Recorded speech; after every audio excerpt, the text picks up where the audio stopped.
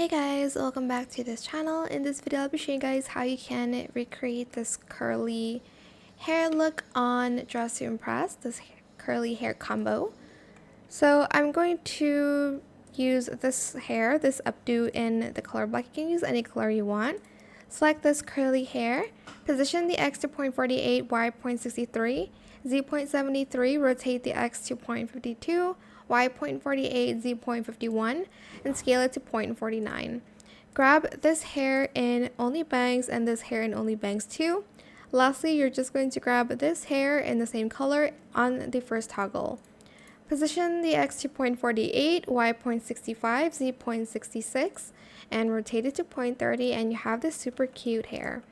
I hope it was helpful for you guys. Don't forget to like, comment, share, and also subscribe to this channel if you haven't done that already. If you have any more questions about this video, just leave it in the comment section down below. I will try my best to answer them all for you guys. And if you found this video helpful, please click the thanks button as well. That is it. Thank you so much for watching. Bye!